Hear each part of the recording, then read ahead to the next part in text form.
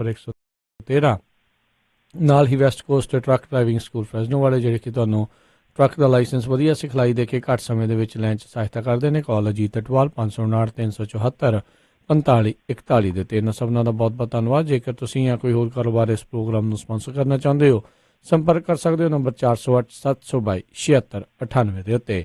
ਅਤੇ ਮਿੰਟੂ ਜੀ, ਗੱਲਬਾਤ ਦਾ ਸਿਲਸਿਲਾ ਜਿਹੜਾ ਆਪਾਂ ਸ਼ੁਰੂ ਕਰਦੇ ਹਾਂ, ਕਹਿੰਦੇ ਸੁਪਰੀਮ ਕੋਰਟ ਦੀਆਂ ਝਿੜਕਾਂ ਤੋਂ ਬਾਅਦ ਕਿਸਾਨਾਂ ਦੀ ਜਿਹੜੀ ਸ਼ਾਮਤ। ਕਿਸਾਨਾਂ ਲਈ ਸਮਾਂ ਹਮੇਸ਼ਾ ਔਖਾ ਹੀ ਰਹਿੰਦਾ, ਕਦੇ ਕੁਦਰਤ ਦੀ ਆਫਤ ਤੇ ਕਦੇ ਇਹਨਾਂ ਦੀ ਸ਼ਾਮਤ। ਇਹ ਤਕਦੀਰ ਹੈ ਕਿਸਾਨ ਦੀ। ਵੈਸੇ ਤਸਵੀਰ ਵੀ ਕਿਸਾਨ ਦੀ ਕੁਛ ਇਹੋ ਜਿਹੀ। ਸੁਪਰੀਮ ਕੋਰਟ ਨੇ ਇਸ ਮਾਮਲੇ ਦਾ ਨੋਟਿਸ ਲਿਆ, ਸਰਕਾਰਾਂ ਨੂੰ ਫਿਟਕਾਰ ਲਾਈ, ਸਰਕਾਰਾਂ ਐਕਟਿਵ ਹੋਈਆਂ, ਪ੍ਰਸ਼ਾਸਨ ਅਫਸਰਸ਼ਾਹੀ ਮੈਦਾਨ 'ਚ ਨਿਤਰਿਆ। ਉਹਨਾਂ ਨੇ ਚੱਕ ਕੇ ਤੇ ਲਗਾਤਾਰ ਕਾਰਵਾਈਆਂ ਪਾਤੀਆਂ, ਮਸਲਨ ਪਰਚੇ ਦਰਜ ਕਰ ਦਿੱਤੇ। ਫਿਰ ਇਸ ਤੋਂ ਇਲਾਵਾ ਰੈਡ ਐਂਟਰੀਆਂ ਹੋ ਗਈਆਂ। ਕੁਛ NRIs ਜਿਹੜੇ ਆ ਉਹ ਵੀ ਇਸ ਗੱਲੋਂ ਖਫਾ ਕਿ ਉਹ ਇੱਧਰ ਬੈਠੇ ਆ, ਜ਼ਮੀਨਾਂ ਠੇਕੇ ਤੇ ਦਿੱਤੀਆਂ ਤੇ ਉਹਨਾਂ ਦੇ ਵੀ ਮਾਲ ਰਿਕਾਰਡ ਦੇ ਵਿੱਚ ਵੀ ਕਿਤੇ ਨਾ ਕਿਤੇ ਇਹ ਸਾਰਾ ਕੁਛ ਕੀਤਾ ਜਾ ਰਿਹਾ। ਤਾਂ ਅੱਜ ਕਾਫੀ ਜ਼ਿਆਦਾ ਪਰਚੇ ਦਰਜ ਹੋਏ ਆ। ਇੱਕ ਥਾਂ ਤੇ ਤਾਂ ਮੇਰੇ ਖਿਆਲ ਦੇ ਨਾਲ SDM ਜਿਹੜਾ ਫਾਇਰ ਬ੍ਰਿਗੇਡ ਦੀਆਂ ਗੱਡੀਆਂ ਲੈ ਕੇ ਵੀ ਚਲੇ ਗਿਆ। ਇਹ ਨਾਭੇ ਦੀ ਗੱਲ ਆ, ਨਾਭੇ ਤਹਿਸੀਲ ਦੀ। ਤਾਂ ਉੱਥੇ ਉਹਨਾਂ ਨੇ ਫਾਇਰ ਬ੍ਰਿਗੇਡ ਦੀਆਂ ਗੱਡੀਆਂ ਵੀ ਖੜੀਆਂ। ਹਰਿਆਣੇ ਦੀ ਹੋਰ ਵੀ ਗੱਲ ਸੁਣ ਲਓ, ਹਰਿਆਣੇ ਵਾਲੇ ਨੇ ਆਖਿਆ ਕਿ ਜੇ ਅਸੀਂ ਇਸ ਤਰ੍ਹਾਂ ਫਾਇਰ ਬ੍ਰਿਗੇਡ ਗੱਡੀਆਂ ਵਰਤੀਆਂ ਜਾਂ ਇਸ ਤਰ੍ਹਾਂ ਮਸ਼ੀਨਰੀ ਵਰਤੀ ਜਾ ਕੇ ਅੱਗ ਲੱਗੀ ਤੋਂ, ਉਹਦਾ ਖਰਚਾ ਵੀ ਅਸੀਂ ਤੁਹਾਤੋਂ ਲੈ ਲੈਣਾ ਜੇ। ਮਤਲਬ ਕਿ ਉਹ ਜਿਹੜਾ ਖਰਚਾ ਅਸੀਂ ਉਹ ਵੀ ਤੁਹਾਡੇ ਸਿਰ ਪਾਵਾਂਗੇ, ਪਰਚਾ ਤੇ ਪਾਉਣਾ ਹੀ ਪਾਉਣਾ। ਸੋ ਇੱਧਰ ਵੀ ਪਰਚੇ ਧੜਾ ਧੜ ਹੋਣ ਡਏ ਆ। ਜਿੱਥੇ ਵੀ ਅੱਗ ਲੱਗਦੀ ਆ ਇਹ ਭੱਜ ਕੇ ਚੱਲ ਜਾਂਦੇ ਆ।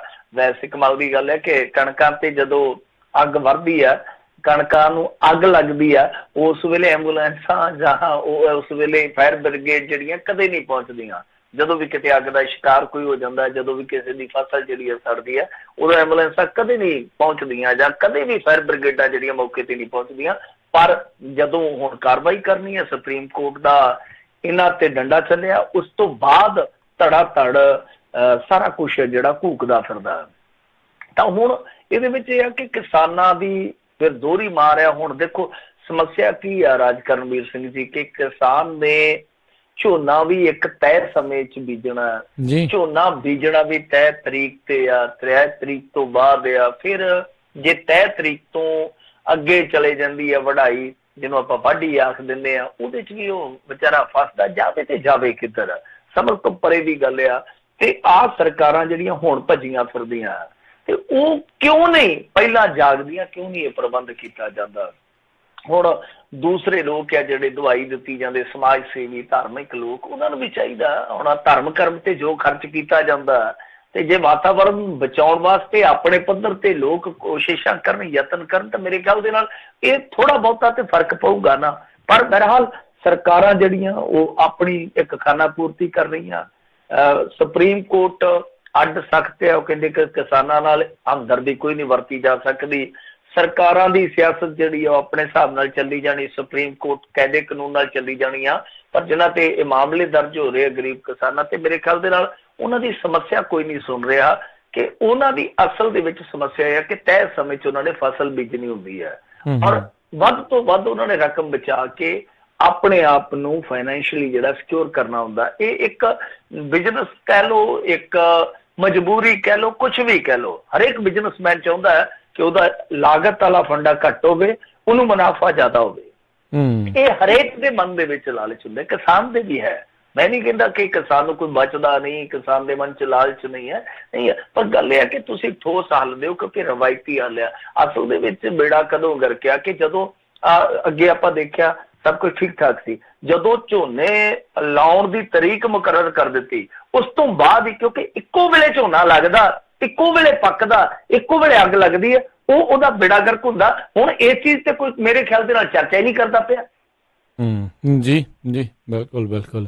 ਅਗਲੀ ਮਿੰਟੂ ਜੀ, ਜਿਹੜੀ ਸਿਆਸੀ ਪਰਿਵਾਰਵਾਦ ਦੀ ਕਿਤਾਬ ਦੇ ਵਿੱਚ ਨਵਾਂ ਪੰਨਾ ਜੁੜਿਆ, ਰਾਮ ਵਿਲਾਸ ਪਾਸਵਾਨ ਦਾ ਮੁੰਡਾ ਚਿਰਾਗ ਪਾਸਵਾਨ ਹੁਣ ਲੋਕ ਜਨਸ਼ਕਤੀ ਪਾਰਟੀ ਦਾ ਮੁਖੀ। ਇਹ ਵੈਸੇ ਰਾਮ ਵਿਲਾਸ ਪਾਸਵਾਨ ਨੂੰ ਨਾ ਇੱਕ ਉਪਾਧੀ ਬੜੀ ਤਗੜੀ ਦਿੱਤੀ ਸੀ ਲਾਲੂ ਪ੍ਰਸਾਦ ਯਾਦਵ ਨੇ। ਉਹਨੇ ਆਖਿਆ ਸੀਗਾ ਕਿ ਸਭ ਤੋਂ ਵੱਡਾ ਮੌਸਮ ਵਿਗਿਆਨੀ ਇਸ ਦੇਸ਼ ਦੇ ਵਿੱਚ ਜੇ ਕੋਈ ਹੈਗਾ ਤਾਂ ਉਹ ਰਾਮ ਵਿਲਾਸ ਪਾਸਵਾਨ ਆ, ਕਿਉਂਕਿ ਇਹਨੇ ਹਮੇਸ਼ਾ ਹਿਸਾਬ ਕਿਤਾਬ ਲਾ ਲਿਆ ਹੁੰਦਾ ਕਿ ਐਤਕੀ ਕਿਹਦੇ ਚੰਗੇ ਦਿਨ ਆਉਣ ਵਾਲੇ ਆ, ਕਿਹਦੇ ਦਿਨ ਫਿਰਨ ਵਾਲੇ, ਉਸ ਹਿਸਾਬ ਨਾਲ ਆਪਣਾ ਮੋੜਾ ਕੱਟ ਲੈਂਦਾ ਹੁੰਦਾ ਸੀਗਾ। ਇਹ ਵੇਖੋ ਵੈਸੇ ਕਿੱਧਰੋਂ ਕਿੱਧਰ ਤੁਰਿਆ। ਸਨ 2000 ਚ ਇਹ ਮੇਰੇ ਖਿਆਲ ਦੇ ਨਾਲ ਜਨਤਾ ਦਲ ਯੂਨਾਈਟਿਡ ਤੋਂ ਅੱਡ ਹੋ ਕੇ ਤੁਰਿਆ ਸੀ। ਫਿਰ ਉਸ ਤੋਂ ਬਾਅਦ ਆਪਣੀ ਪਾਰਟੀ ਬਣਾ ਲਈ। ਸੋ ਫਿਰ ਉਸ ਤੋਂ ਬਾਅਦ NDA ਸਰਕਾਰ ਚ ਸ਼ਾਮਲ ਹੋ ਗਿਆ 2002 ਦੇ ਜਿਹੜੇ ਗੁਜਰਾਤ ਕਤਲੇਆਮ ਸੀਗੇ। ਉਸ ਤੋਂ ਬਾਅਦ ਇਹ ਉਹਨਾਂ ਦੇ ਨਾਲ ਨਾਤਾ ਤੋੜ ਕੇ ਆ ਗਿਆ UPA ਵਾਲਿਆਂ ਦੇ ਨਾਲ। ਫਿਰ ਮਨਮੋਹਨ ਸਰਕਾਰ ਦੇ ਵਿੱਚ ਵੀ ਸ਼ਾਮਲ ਹੋਇਆ 2009 ਦੇ ਵਿੱਚੋਂ। ਕਾਂਗਰਸ ਨਾਲੋਂ ਛੁੱਟੀ ਕਰ ਗਿਆ 2010 ਚ ਲਾਲੂ ਪ੍ਰਸਾਦ ਯਾਦਵ ਕੋਲ ਚਲ ਗਿਆ, ਉਹਨੇ ਰਾਜ ਸਭਾ ਦੇ ਵਿੱਚ ਭੇਜਤਾ। 2014 ਚ ਫਿਰ ਮੋਦੀ ਸਬਰਾਂ ਦੇ ਪਾਲੇ ਚ ਆ ਗਿਆ। ਸੋ ਵਾਕਈ ਮੌਸਮ ਵਿਗਿਆਨੀ ਇਹ ਤਗੜਾ। ਤਾਂ ਹੁਣ ਇਸ ਮੌਸਮ ਵਿਗਿਆਨੀ ਨੇ ਆਪਣੀ ਜਿਹੜੀ ਅਗਲੀ ਵਿਰਾਸਤ ਹੈ, ਸਿਆਸੀ ਵਿਰਾਸਤ ਹੈ, ਉਹ ਚਿਰਾਗ ਦੇ ਹਵਾਲੇ ਕਰ ਦਿੱਤੀ ਹੈ। ਚਿਰਾਗ ਮਤਲਬ ਕਿਹਦੇ ਘਰ ਦਾ ਚਿਰਾਗ ਹੈ ਜਿਹੜਾ, ਤਾਂ ਚਿਰਾਗ ਦਾ ਬੇਟਾ ਫਿਲਮ ਇੰਡਸਟਰੀ ਦੇ ਵਿੱਚ ਉਹਨੇ ਹੱਥ ਪੈਰ ਮਾਰਿਆ ਸੀਗਾ। ਉਹਦੇ ਐਕਟਿੰਗ ਵਾਲੇ ਕੀੜੇ ਨੇ ਉਹਨੂੰ ਬੰਬੇ ਖੜਿਆ, ਪਰ ਗੱਲ ਬਣੀ ਨਹੀਂ ਹੈ, ਵਾਪਸ ਆ ਗਿਆ। ਸਿਆਸਤ ਦੇ ਵਿੱਚ ਤੁਹਾਨੂੰ ਪਤਾ ਘਸੇ ਪਿੱਟੇ ਬੰਦੇ ਵੀ ਚੱਲ ਜਾਂਦੇ, ਇੱਥੇ ਘਸੇ ਪਿੱਟੇ ਦੌੜ ਜਾਂਦੇ ਆ। ਤਾਂ ਇਹਨਾਂ ਨੇ ਚਿਰਾਗ ਪਾਸਵਾਨ ਨੂੰ ਇਸ ਵੇਲੇ ਪਾਰਟੀ ਦਾ ਮੁਖੀ ਚੁਣ ਲਿਆ। ਸੋ ਇੱਥੇ ਤੁਹਾਨੂੰ ਪਤਾ ਹੀ ਹੈ ਪਰਿਵਾਰਵਾਦ ਦੀ ਜੇ ਕਹਾਣੀ ਹੈ, ਤਾਂ ਉਹ ਆਪਾਂ ਦੇਖਿਆ ਹੀ ਆ ਕਿ ਇਹ ਪਾਰਟੀਆਂ ਸਿਰਫ ਨਾਂ ਦੀਆਂ ਪਾਰਟੀਆਂ ਨੇ। ਇੱਕ ਤਰ੍ਹਾਂ ਨਾਲ ਕਹਿ ਲਈਏ ਕਿ ਫਰਮਾਂ ਹੁੰਦੀਆਂ, ਜਿਹਦਾ ਚੌਲਾ ਚੱਲ ਜਾਂਦਾ ਉਹ ਫਿਰ ਇੱਕ ਫਰਮ ਬਣਾ ਕੇ ਬਿਜਨਸ ਕਰੀ ਜਾਂਦਾ। ਇਹਦੇ ਵਿੱਚ ਆਪਾਂ ਵੇਖਿਆ ਹੀ ਆ ਕਿ ਇਹਨਾਂ ਨੂੰ ਟੈਲੈਂਟ ਨਜ਼ਰ ਆਉਂਦਾ। ਪ੍ਰਕਾਸ਼ ਸਿੰਘ ਬਾਦਲ ਨੂੰ ਸੁਖਬੀਰ ਬਾਦਲ ਚ ਆਇਆ, ਫਾਰੂਕ ਅਬਦੁੱਲਾ ਨੂੰ ਉਮਰ ਅਬਦੁੱਲਾ ਚ ਨਜ਼ਰ ਆਇਆ, ਫਿਰ YSR ਨੂੰ ਆਪਣੇ ਬੇਟਿਆਂ ਚ ਆਇਆ, ਫਿਰ ਚੌਟਾਲਿਆਂ ਨੂੰ ਆਪਣੇ ਬੇਟਿਆਂ ਚ ਆਇਆ। ਯਾਨੀ ਇਹ ਪੀੜ੍ਹੀ ਦਰ ਪੀੜ੍ਹੀ ਜਿਹੜੀ ਵਿਰਾਸਤ ਹੈ ਉਹ ਇਸੇ ਤਰ੍ਹਾਂ ਤੁਰੀ ਜਾਂਦੀ। ਜਦੋਂ ਸਿਆਸਤ ਹੈ ਹੀ ਬਿਜ਼ਨਸ ਆ, ਤਾਂ ਇਹਦੇ ਵਿੱਚ ਫਿਰ ਦੂਸਰੇ ਤੇ ਗੁਣਾ ਕਿਉਂ ਪਾਇਆ ਜਾਵੇ, ਆਪਣਾ ਹੀ ਆ। ਨਾਲੇ ਜਦੋਂ ਢਿੱਡ ਆਪਣਾ ਆਫਰ ਜਾਂਦਾ ਖਾ ਪੀ ਕੇ, ਫਿਰ ਦੂਜਾ ਜਿਹੜਾ ਹੁੰਦਾ ਉਹਨੂੰ ਅੱਗੇ ਕਰ ਦਿੰਦੇ ਆ। ਤੇ ਢਿੱਡ ਦੀ ਗੱਲ ਤੇ ਕਿਸੇ ਨੇ ਸਹੀ ਆਖੀ ਆ ਨਾ, ਜੀਓ ਢਿੱਡਾ ਜੀ, ਤੂੰ ਪੁੱਤਰ ਤੂੰ ਧੀ। ਸਾਰਾ ਢਿੱਡ ਦਾ ਮਸਲਾ, ਸਾਰਾ ਕੁਰਸੀ ਦਾ ਮਸਲਾ, ਬੇਗਾਨੇ ਨੂੰ ਥੋੜੀ ਜਾਣ ਦੇਣਾ ਕੁਛ। ਵਾਕਈ ਜੀ ਜੀ। ਅਗਲੀ ਜਿਹੜੀ ਗੱਲ ਕਰਦੇ, ਕਹਿੰਦੇ RBI ਨੇ ਆਰਥਿਕ ਸੰਕਟ ਦੇ ਨਾਲ ਘਿਰੇ ਜਿਹੜੇ PMC ਬੈਂਕ ਜਿਹੜਾ ਦੇ ਖਾਤਾ ਧਾਰਕਾਂ ਲਈ ਪੈਸੇ ਕਢਾਉਣ ਦੀ ਸੀਮਾ ਨੂੰ ਵਧਾਇਆ ਹੈ। ਦੇਖੋ ਇਹਨਾਂ ਨੇ ਪ੍ਰੋਟੈਸਟ ਕੀਤਾ ਸੀ, ਪਰਸੋਂ ਵੀ ਕੀਤਾ ਸੀ RBI ਦੇ ਦਫ਼ਤਰ ਦੇ ਅੱਗੇ, ਅੱਜ ਵੀ ਕੀਤਾ। ਅੱਜ ਇਹਨਾਂ ਨੂੰ ਫੜ ਲਿਆ ਗਿਆ ਸੀਗਾ, ਪਰ ਬਾਅਦ ਦੇ ਵਿੱਚ ਇਹ ਖਬਰ ਆਈ ਕਿ ਇਹਨਾਂ ਲਈ ਕੁਛ ਰਿਲੈਕਸੇਸ਼ਨ ਦਿੱਤੀ ਹੈ ਇਹਨਾਂ ਨੇ। ਮਤਲਬ ਕਿ ਹੁਣ ਜਿਹੜੀ ਹੱਦ ਆ, ਜਿਹੜੀ ਨਿਕਾਸੀ ਦੀ ਹੱਦ ਆ, ਉਹ 50,000 ਰੁਪਈਆ ਕਰ ਦਿੱਤੀ ਗਈ ਆ।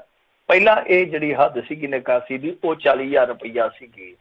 ਤਾਂ ਇਸ ਤੋਂ ਬਾਅਦ RBI ਨੇ ਮੇਰੇ ਖਿਆਲ ਦੇ ਨਾਲ ਬਿਆਨ ਵੀ ਜਾਰੀ ਕੀਤਾ ਕਿ ਹੁਣ ਇਸ ਢਿੱਲ ਦੇ ਚੱਲਦੇ ਆ 78% ਜਿਹੜੇ ਜਮ੍ਹਾਂ ਕਰਤਾ ਉਹ ਆਪਣੇ ਖਾਤੇ ਚੋਂ ਪੂਰੀ ਦੀ ਪੂਰੀ ਰਕਮ ਜਿਹੜੀ ਆ ਉਹ ਨਿਕਾਸੀ ਕਰਵਾ ਸਕਦੇ ਆ। ਹੁਣ ਮਤਲਬ ਇਹ ਆ ਕਿ ਜਿੰਨੇ ਗਾਹਕ ਸਨ ਜਿਹੜੇ ਇਸ ਲੁੱਟ ਦਾ ਸ਼ਿਕਾਰ ਹੋਏ, ਉਹਨਾਂ ਚੋਂ 78% ਦੀ ਜਿਹੜੀ ਪੂਰੀ ਦੀ ਪੂਰੀ ਪੂੰਜੀ ਆ ਵਾਪਸ ਹੋ ਜੂ। ਮਤਲਬ ਕਿ ਉਹਨਾਂ ਦੀ ਜਿਹੜੀ ਰਕਮ ਸੀਗੀ ਉਹ 50,000 ਤੱਕ ਸੀਗੇ।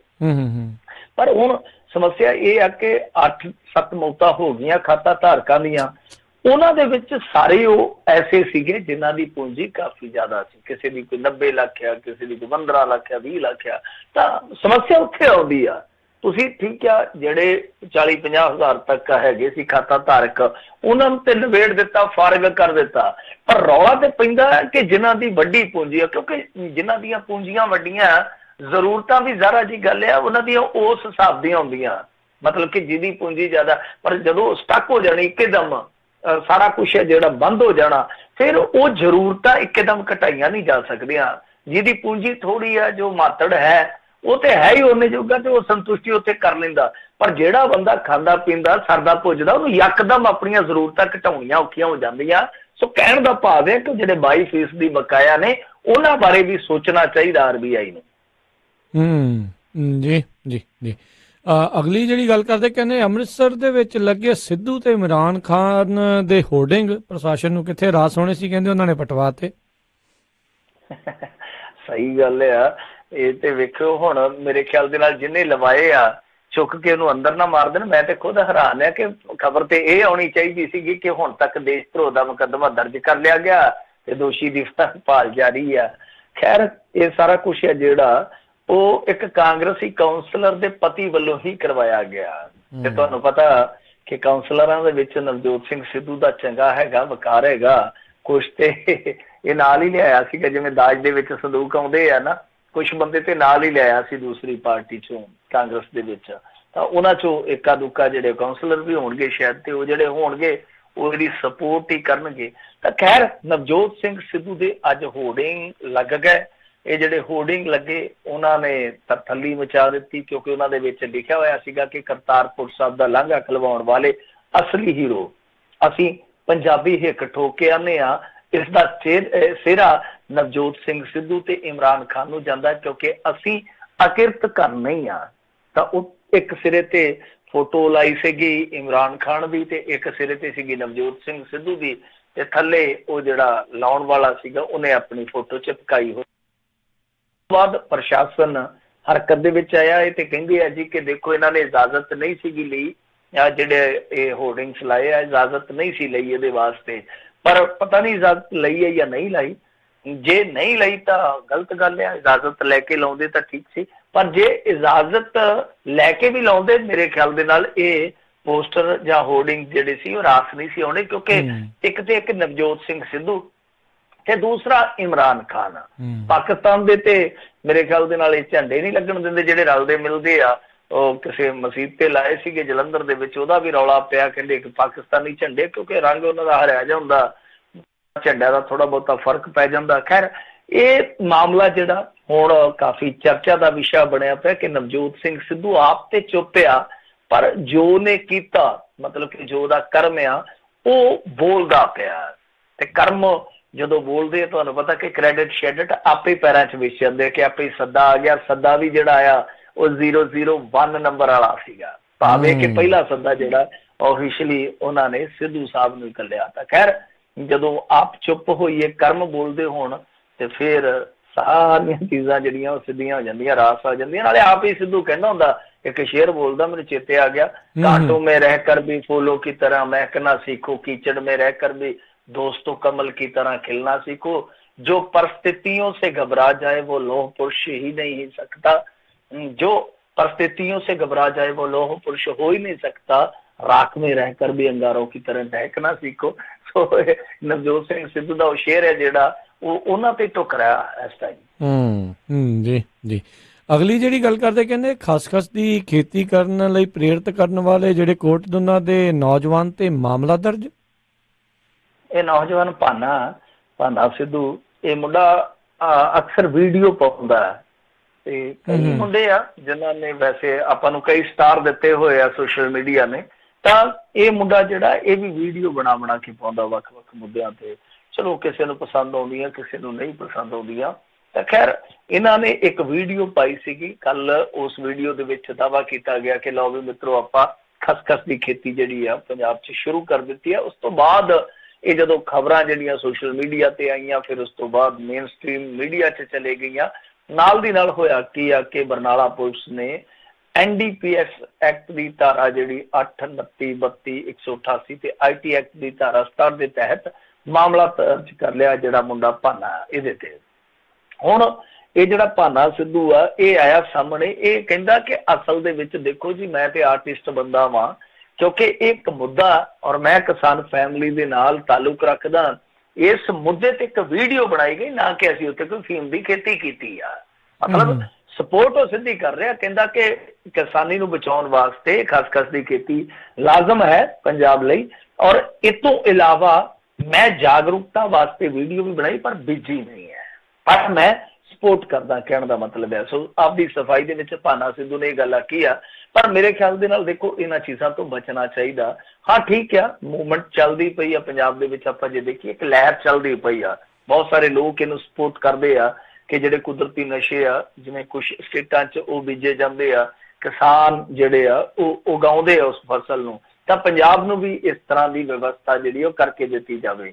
ਤਾਂ ਕਹਿਣ ਦਾ ਮਤਲਬ ਹੈ ਕਿ ਜੇ ਸਪੋਰਟ ਕਰਦੇ ਹੋ ਤੁਸੀਂ ਜਾਂ ਚਾਹੁੰਦੇ ਹੋ, ਸਮਰਥਕ ਹੋ ਇਸ ਚੀਜ਼ ਦੇ, ਤਾਂ ਤੁਸੀਂ ਕਾਨੂੰਨੀ ਦਾਇਰੇ ਦੇ ਵਿੱਚ ਰਹਿ ਕੇ ਲੜਾਈ ਲੜੋ, ਐਵੇਂ ਸਿਆਪਾ ਨਾ ਛੇੜੋ, ਕਿਉਂਕਿ ਇਹ ਸਮੱਸਿਆ ਬਹੁਤ ਵੱਡੀ ਹੁੰਦੀ ਹੈ। NDPS ਐਕਟ ਦੇ ਵਿੱਚ ਮੁੜ ਕੇ ਬੰਦਾ ਰਗੜਿਆ ਜਾਂਦਾ, ਕੱਲ ਨੂੰ ਤੁਸੀਂ ਬਾਹਰ ਅੰਦਰ ਨਹੀਂ ਕਿਤੇ ਜਾ ਸਕਦੇ, ਕੰਮ ਖਰਾਬ ਕਰਾ ਲਓਗੇ। ਇਹ ਮਾਮਲਾ ਜਦੋਂ ਹਾਈ ਕੋਰਟ ਤੱਕ ਗਿਆ, ਹਾਈ ਕੋਰਟ ਨੇ ਉਹ ਪਟੀਸ਼ਨ ਜਿਹੜੀ ਹੈ ਭੁਆ ਕੇ ਮਾਰੀ, ਇੱਥੋਂ ਤੱਕ ਕਿਹਾ ਕਿ ਵਾਪਸ ਲੈਣੀ ਹੈ ਕਿ ਤੁਹਾਨੂੰ ਜੁਰਮਾਨਾ ਲਾਈਏ। ਜਦੋਂ ਹਾਈ ਕੋਰਟ ਸਾਡੀ ਗੱਲ ਨਹੀਂ ਸੁਣ ਰਿਹਾ। ਹਾਈ ਕੋਰਟ ਤੋਂ ਇਲਾਵਾ ਸਿਆਸਤਦਾਨ ਇਸ ਮੁੱਦੇ ਤੋਂ ਕਿਨਾਰਾ ਕਰੀ ਖਲੋਤੇ ਆ। ਕੇਂਦਰ ਇਸ ਮੁੱਦੇ 'ਚ ਕੱਖ ਨਹੀਂ ਕਰ ਸਕਿਆ ਕਿਉਂਕਿ ਡਾਕਟਰ ਧਰਮਵੀਰ ਗਾਂਧੀ ਹੋਰਾਂ ਨੇ ਉੱਥੋਂ ਤੱਕ ਵੀ ਆਵਾਜ਼ਾਂ ਚੁੱਕੀਆਂ। ਤੇ ਐਵੇਂ ਪੰਗਾ ਲੈਣਾ ਮੇਰੇ ਖਿਆਲ ਦੇ ਨਾਲ ਠੀਕ ਨਹੀਂ ਹੈ। ਪਰ ਇਹ ਵੀ ਵੇਖਣਾ ਚਾਹੀਦਾ ਕਿ ਜੇ ਉਹਨੇ ਮੁੰਡੇ ਨੇ ਕੱਲੀ ਵੀਡੀਓ ਪਾਈ ਆ, ਉਸ ਹਿਸਾਬ ਕਿਤਾਬ ਦੇ ਨਾਲ ਤੇ ਚਲੋ ਜੋ ਕੋਈ ਕਾਨੂੰਨੀ ਕਾਰਵਾਈ ਕਰ ਸਕਦੇ ਠੀਕ ਹੈ, ਪਰ NDPS ਐਕਟ ਜੇ ਖਸਖਸ ਬੀਜਿਓ ਹੀ ਨਹੀਂ ਤੇ ਫਿਰ ਕਾਹਦਾ NDPS ਐਕਟ ਆ? ਫਿਰ ਉਸ ਮੁੰਡੇ ਤੇ ਉਹ ਕਾਰਵਾਈ ਜਿਹੜੀ ਆ ਉਹ ਗੈਰ ਵਾਜਬ ਬਣਦੀ ਆ। ਤਾਂ ਮੇਰੇ ਖਿਆਲ ਦੇ ਨਾਲ ਵੈਸੇ ਇਹਨਾਂ ਚੀਜ਼ਾਂ ਤੋਂ ਬਚਣਾ ਹੀ ਚਾਹੀਦਾ। ਮੈਂ ਤੇ ਇਹੀ ਬੇਨਤੀ ਕਰੂੰਗਾ ਕਿਉਂਕਿ ਇੱਕ ਵਾਰੀ ਇਹ ਧਾਰਾ ਜਿਹੜੀਆਂ ਉਹ ਲੱਗਦੀਆਂ ਤੇ ਬਹੁਤ ਛੇਤੀ ਆ, ਪਰ ਇਹ ਜਿਹੜੀਆਂ ਜਿਵੇਂ ਜੋਕ ਮੁੜ ਕੇ ਤੋੜ ਕੇ ਸੁੱਟਣੀ ਪੈਂਦੀ ਆ ਨਾ, ਉਵੇਂ ਇਹ ਜਿਹੜੀਆਂ ਧਾਰਾ ਜੋਕਾਂ ਬਣ ਕੇ ਚਿੰਬੜਦੀਆਂ, ਇਹ ਮੁੜ ਕੇ ਲਹੂ ਪੀ ਜਾਂਦੀਆਂ ਬੰਦੇ ਦੀਆਂ, ਇਹ ਮੁੜ ਕੇ ਲਾਉਣੀਆਂ ਬਹੁਤ ਔਖੀਆਂ ਹੋ ਜਾਂਦੀਆਂ। ਜੀ ਜੀ ਜੀ। ਅਗਲੀ ਖਬਰ ਤੇ ਨਜ਼ਰ ਮਾਰੀਏ ਤਾਂ ਕਹਿੰਦੇ ਸੰਗਰੂਰ ਦੇ ਵਿੱਚ ਘਰਾਚੋਂ ਲਾਗੇ ਸੜਕ ਹਾਦਸਾ, ਇੱਕੋ ਪਰਿਵਾਰ ਦੇ 4 ਜੀਆਂ ਦੀ ਮੌਤ। ਦੇਖੋ ਸਾਰਾ ਟੱਬਰ ਦਾ ਟੱਬਰ ਹੀ ਫਨਾਹ ਹੋ ਗਿਆ। ਇਹ ਇੱਕ ਵਿਆਹ ਸਮਾਗਮ ਤੋਂ ਪਰਤਦੇ ਪਏ ਸਨ।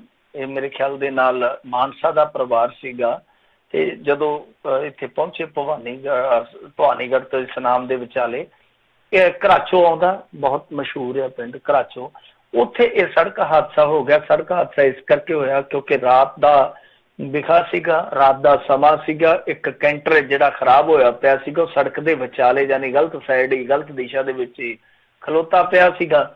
ਉਹਦੇ ਵਿੱਚ ਆ ਕੇ ਪਿੱਛੋਂ ਗੱਡੀ ਵੱਜੀ, ਜਿਹਦੇ 'ਚ ਇੱਕ ਤਾਂ ਟੱਬਰ ਦਾ ਮੁਖੀ ਸੀਗਾ ਜਿਹੜਾ ਉਹ ਮਰ ਗਿਆ।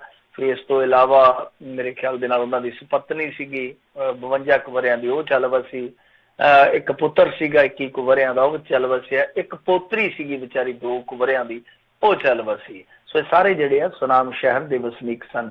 ਤਾਂ ਇਹ ਇੱਕ ਸਮੱਸਿਆ ਹੈ ਪੰਜਾਬ ਲਈ।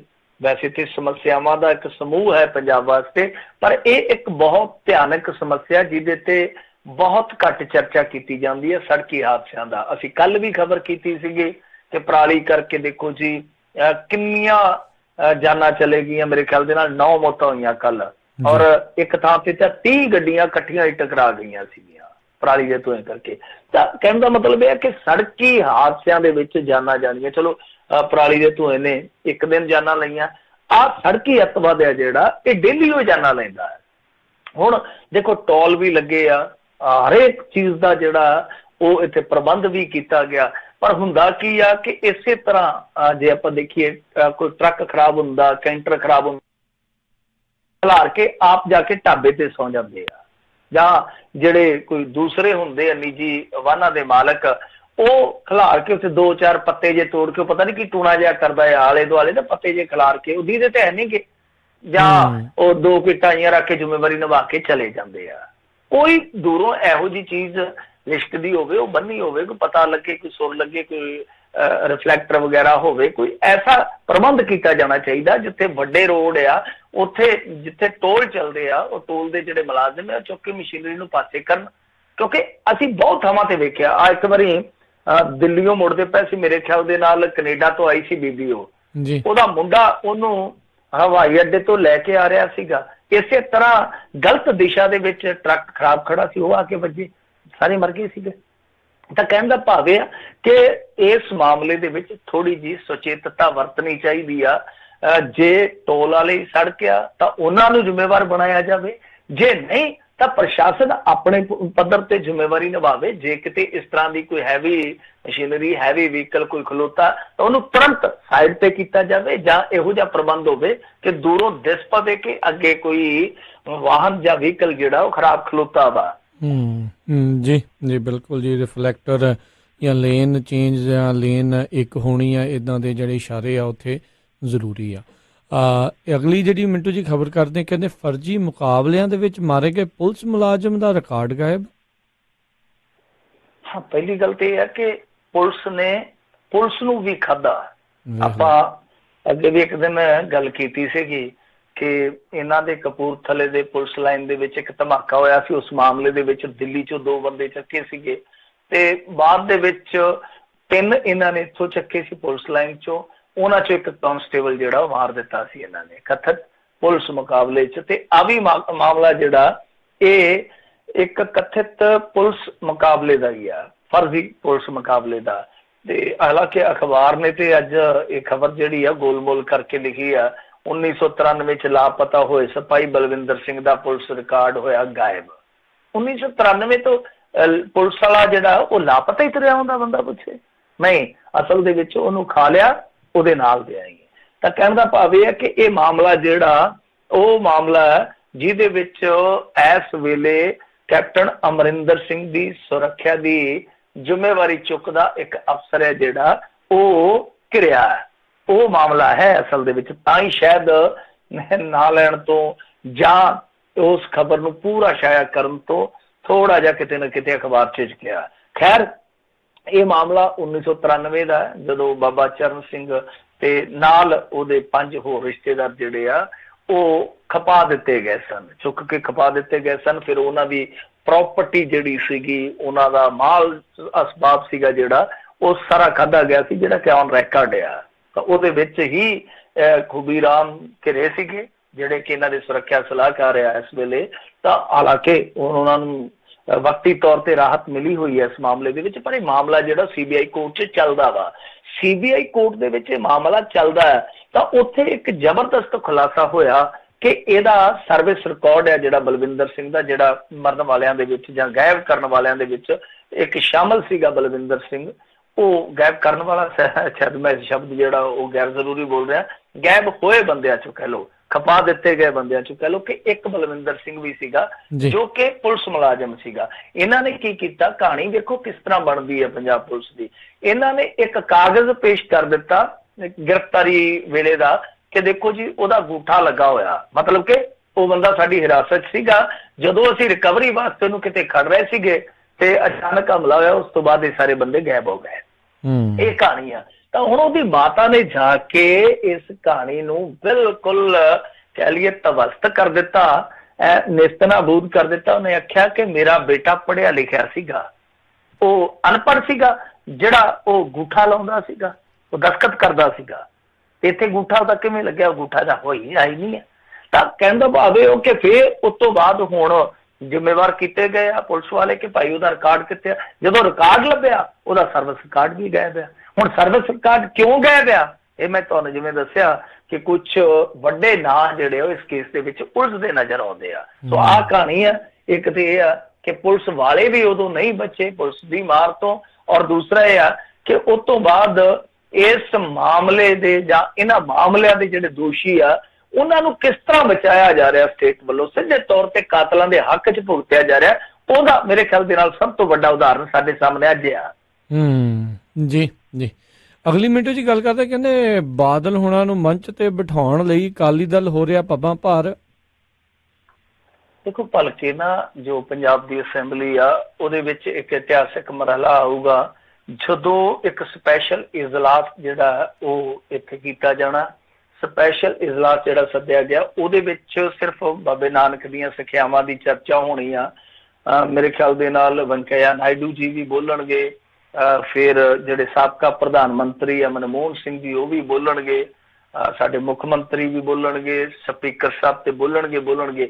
ਇਸ ਤਰ੍ਹਾਂ ਮਤਲਬ ਕਿ ਕਈ ਵੱਡੇ ਜਿਹੜੇ ਨਾਮਚੀਨ ਬੰਦੇ ਆ ਉਹ ਇੱਥੇ ਆ ਕੇ ਗੱਲਬਾਤ ਕਰਨਗੇ, ਸੰਬੋਧਨ ਕਰਨਗੇ।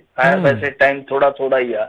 ਤਾਂ ਇਹ ਇੱਕ ਇਤਿਹਾਸਕ ਲਮਹਾ। ਮੇਰੇ ਖਿਆਲ ਦੇ ਨਾਲ ਇਹਨਾਂ ਨੇ ਹਰਿਆਣੇ ਦੇ ਮੁੱਖ ਮੰਤਰੀ ਨੂੰ ਵੀ ਸੱਦਾ ਘੱਲਿਆ ਹੋਇਆ।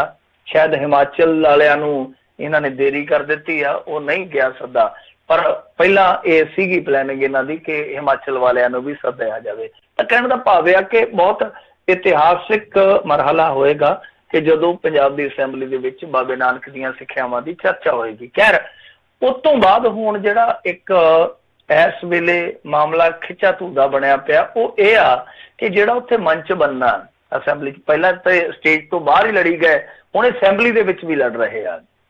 ਤਾਂ ਉਹਦੇ ਵਿੱਚ ਕੀ ਆ ਕਿ ਇਹ ਪ੍ਰਕਾਸ਼ ਸਿੰਘ ਬਾਦਲ ਨੂੰ ਉੱਥੇ ਮੰਚ ਤੇ ਨਹੀਂ ਪਾਊ। ਤਾਂ ਦੂਜੇ ਪਾਸੇ ਜਿਹੜਾ ਅਕਾਲੀ ਦਲ ਹੈ ਉਹ ਕਹਿੰਦਾ ਕਿ ਨਹੀਂ, ਜਿੰਨੀ ਉਹਨਾਂ ਦੀ ਸੀਨੀਅਰਟੀ ਆ, ਜਿੰਨੀ ਦਫਾ ਉਹ ਮੁੱਖ ਮੰਤਰੀ ਰਹਿ ਚੁੱਕੇ ਆ, ਤਾਂ ਉਹਨਾਂ ਦਾ ਹੱਕ ਬਣਦਾ ਕਿ ਤੁਸੀਂ ਉਹਨਾਂ ਨੂੰ ਮੰਚ ਤੇ ਸੱਦੋ, ਮੰਚ ਤੇ ਜਗ੍ਹਾ ਦਿਓ। ਜਦ ਕਿ ਜਿਹੜੇ ਸਪੀਕਰ ਸਾਹਿਬ ਆ ਉਹ ਕਹਿੰਦੇ ਆ ਕਿ ਨਹੀਂ, ਇਹ ਮੰਗ ਤੁਹਾਡੀ ਮੰਨੀ ਨਹੀਂ ਜਾ ਸਕਦੀ ਕਿਉਂਕਿ ਇਹਦੇ ਵਿੱਚ ਕਿਸੇ ਵੀ ਤਰ੍ਹਾਂ ਦਾ ਕੋਈ ਸਿਆਸੀ ਵਿਤਕਰਾ ਅਸੀਂ ਕਰਨਾ ਹੀ ਨਹੀਂ। ਤੇ ਬਾਕੀ ਇਹ ਜਿਹੜਾ ਪ੍ਰੋਗਰਾਮ ਆ ਉਪ ਰਾਸ਼ਟਰਪਤੀ ਦੇ ਦਫ਼ਤਰ ਤੋਂ ਹੀ ਜਾਰੀ ਹੋਇਆ ਇਹਦੇ ਵਿੱਚ ਸਿਰਫ 7 ਕੁਰਸੀਆਂ ਲਾਉਣ ਬਾਰੇ ਹੀ ਹੁਕਮ ਆ। ਤੇ ਢੀਂਡਸਾ ਸਾਹਿਬ ਜਿਹੜੇ ਨਿੱਕੇ ਢੀਂਡਸਾ ਸਾਹਿਬ, ਉਹ ਕਹਿੰਦੇ ਜੇ 8ਵੀਂ ਲੱਗ ਜੂਗੀ ਤਾਂ ਕਿਹੜੀ ਪਰਲੂ ਆਉਣੀ ਆ, ਕਿਹੜੀ ਉਹਦੇ ਥਾਂ ਮੁੱਕ ਜਾਣੀ ਆ। ਪਰ ਇਹ ਕਹਿੰਦੇ ਆ ਕਿ ਬਸ ਸਿਰਫ ਇਹ ਕਿ ਕੱਟਾ ਗੱਡੇ ਦੇ ਨਾਲ ਬੰਨਣਾ, ਇਹਦਾ ਮਤਲਬ ਇਹੋ ਆ। ਤੇ ਹੁਣ ਇਹ ਸਾਰੀ ਜਿਹੜੀ ਲੜਾਈ ਆ, ਖਿੱਚਾ ਧੂ ਆ, ਉਹ ਮੰਚ ਨੂੰ ਲੈ ਕੇ ਹੀ ਆ।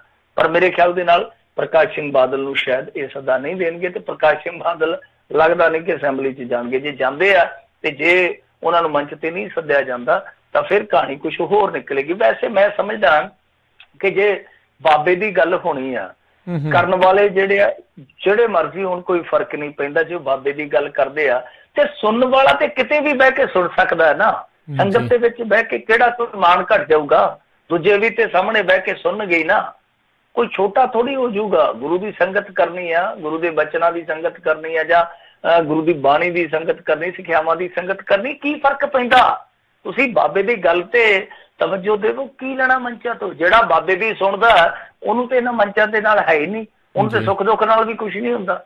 ਉਸ ਅਵਸਥਾ 'ਚ ਘੱਟੋ ਘੱਟ ਮੈਂ ਕਹਿੰਦਾ ਉਸ ਸਟੇਜ ਤੇ ਚਲੇ ਜਾਓ ਕਿ ਤੁਹਾਨੂੰ ਆ ਦੁਨਿਆਵੀ ਸਟੇਜ ਜਿਹੜੀ ਆ ਉਹ ਹਰ ਗੱਲ 'ਚ ਦਿਸਣੋਂ ਹਟ ਜਾਵੇ। ਉਧਰ ਇਮਰਾਨ ਖਾਨ ਬਾਰੇ ਕਿਹਾ ਜਾ ਰਿਹਾ ਕਿ ਉਹ ਸੰਗਤ 'ਚ ਬੈਠੂਗਾ, ਤੇ ਸਾਡੇ ਜਿਹੜੇ ਨਖੱਟੂ ਆ ਉਹ ਹਾਲੇ ਵੀ ਲੜੀ ਜਾਂਦੇ ਆ ਕਿ ਇਹ ਬਹਿਣਾ ਚਾਹੀਦਾ। ਉਹ ਕਹਿੰਦਾ ਕਿ ਨਹੀਂ, ਇਹ ਬਹਿਣੋਂ ਰਹਿਣਾ ਚਾਹੀਦਾ। ਜੀ ਜੀ।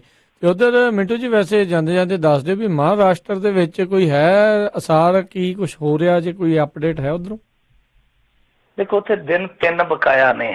3 ਦਿਨਾਂ ਦੇ ਵਿੱਚ ਸਰਕਾਰ ਬਣਾਉਣੀ, ਕਿਉਂਕਿ ਅਸੈਂਬਲੀ ਦੀ ਮਿਆਦ ਜਿਹੜੀ ਆ ਪੁੱਗ ਜਾਣੀ ਆ। 3 ਦਿਨਾਂ ਦੇ ਵਿੱਚ ਜੇ ਸਰਕਾਰ ਨਾ ਬਣੀ ਤੇ ਚੱਕ ਕੇ ਇਹਨਾਂ ਨੇ ਉੱਥੇ ਰਾਸ਼ਟਰਪਤੀ ਰਾਜ ਲਾ ਦੇਣਾ, ਕਿਉਂਕਿ ਰਾਜਪਾਲ ਜਿਹੜੇ ਤੁਹਾਨੂੰ ਪਤਾ ਹੀ ਇਹਨਾਂ ਦੇ ਲਾਏ ਹੋਏ ਆ। ਤੇ ਦੂਜੀ ਗੱਲ ਇਹ ਆ ਕਿ ਅੱਜ ਵੀ ਦਿਨ ਭਰ ਉੱਠਕ ਬੈਠਕ ਹੁੰਦੀ ਰਹੀ ਹੈ ਇਸ ਮਸਲੇ ਤੇ। ਕੋਈ ਕਲੇਮ ਕਰਦਾ ਰਿਹਾ ਕਿ 25 ਵਿਧਾਇਕ ਜਿਹੜੇ ਸ਼ਿਵ ਸੈਨਾ ਦੇ ਆ ਜੀ ਭਾਜਪਾ ਦੇ ਨਾਲ ਆ, ਭਾਜਪਾ ਵਾਲੇ ਕਹਿੰਦੇ ਰਹੇ ਜੀ ਸਰਕਾਰ ਸਾਡੀ ਉਹ ਬਣੇਗੀ। ਫਿਰ ਜਿਹੜੇ ਹੈਗੇ ਆ ਸ਼ਿਵ ਸੈਨਾ ਵਾਲੇ ਕਹਿੰਦੇ ਕਿ ਮੁੱਖ ਮੰਤਰੀ ਸਾਡਾ ਬਣੂਗਾ। ਫਿਰ ਇਹ ਵੀ ਚਰਚਾ ਚੱਲਦੀ ਰਹੀ ਕਿ NCP ਯਾਨੀ ਸ਼ਰਦ ਪਵਾਰ ਦੀ ਜਿਹੜੀ ਪਾਰਟੀ ਆ, ਉਹ ਤੇ ਸ਼ਿਵ ਸੈਨਾ ਅੰਦਰ ਜਾ ਕੇ ਸਰਕਾਰ ਬਣਾ ਸਕਦੇ ਆ ਤੇ ਕਾਂਗਰਸ ਬਾਹਰ ਰਹਿ ਕੇ ਇਹਨਾਂ ਨੂੰ ਸਮਰਥਨ ਦੇ ਸਕਦੀ ਆ। ਇਹ ਵੀ ਚਰਚਾ ਚੱਲਦੀ ਆ। ਸੋ ਮੇਰੇ ਖਿਆਲ ਦੇ ਨਾਲ ਕੁਝ ਘੰਟੇ ਉਹਨੂੰ ਇੰਤਜ਼ਾਰ ਕਰ ਲੈਣਾ ਚਾਹੀਦਾ, ਕਿਉਂਕਿ ਜਿਹੜੇ ਬਾਹਰ ਬੈਠੇ ਆ ਗੁਜਰਾਤੀ, 2 ਗੁਜਰਾਤੀ, ਏਡੀ ਛੇਤੀ ਇਹ ਵੀ ਹਾਰ ਮੰਨਣ ਵਾਲੇ ਨਹੀਂ। ਤਾਂ ਜਿਹੜੇ ਮਹੱਤਵਪੂਰਨ ਘੰਟੇ ਆ ਇਹਨਾਂ ਦੇ ਵਿੱਚ ਪਤਾ ਲੱਗ ਜੂਗਾ ਕਿ ਇਹ ਗੇਮ ਕੋਈ ਚੇਂਜ ਕਰਦੇ ਆ, ਮਨਾਉਂਦੇ ਆ, ਰਜ਼ਾਮੰਦ ਕਰਦੇ ਆ, ਜਾਂ ਫਿਰ ਇਹ ਜ਼ੋਰ ਧੱਕੇ ਦੇ ਨਾਲ ਬਾਜੀ ਪਲਟਾ ਦਿੰਦੇ ਆ। ਕਿਉਂਕਿ ਕੁਛ ਵੀ ਕਰ ਸਕਦੇ ਆ, ਤਾਕਤ ਜਿਹਦੇ ਹੱਥ ਆ ਉਹ ਫਿਰ ਸਾਰੀਆਂ ਬਾਜ਼ੀਆਂ ਲਾਉਣੀਆਂ ਵੀ ਜਾਣਦਾ ਹੁੰਦਾ, ਪਲਟਾਉਣੀਆਂ ਵੀ ਜਾਣਦਾ ਹੁੰਦਾ। ਜੀ ਜੀ, ਬਿਲਕੁਲ। ਤੇ ਮਿੰਟੂ ਜੀ, ਇੱਥੇ ਜਿਹੜੇ ਜੱਜ ਦੇ ਪ੍ਰੋਗਰਾਮ ਦੀ ਸਮਾਪਤੀ ਆ। ਬਹੁਤ ਬਹੁਤ ਧੰਨਵਾਦ, ਮਿਹਰਬਾਨੀ, ਸਤਿ ਸ੍ਰੀ ਅਕਾਲ ਜੀ। ਸਤਿ ਸ੍ਰੀ ਅਕਾਲ ਜੀ। ਤੇ ਸੋ ਤੇ ਇੱਥੇ ਸਾਡਾ ਅੱਜ ਦਾ ਇਹ ਪ੍ਰੋਗਰਾਮ ਵੀ ਸਮਾਪਤ। ਮਿਲਾਂਗੇ ਅਗਲੀ ਵਾਰ। ਉਦੋਂ ਤੱਕ ਲਈ ਮੇਰੇ ਵੱਲੋਂ ਵੀ ਤੁਹਾਨੂੰ ਸਾਰਿਆਂ ਨੂੰ ਪਿਆਰ ਸਤਿਕਾਰ ਸੇ ਨਿੱਕੀ ਜਿਹੀ ਸਤਿ ਸ੍ਰੀ ਅਕਾਲ। ਜਿੰਨੇ ਵਾਸਤੇ ਰਹੋ, ਹੱਸਦੇ ਖੇਲਦੇ ਰਹੋ, ਸੁਣਦੇ ਰਹੋ ਪੰਜਾਬੀ ਰੇਡੀਓ USA।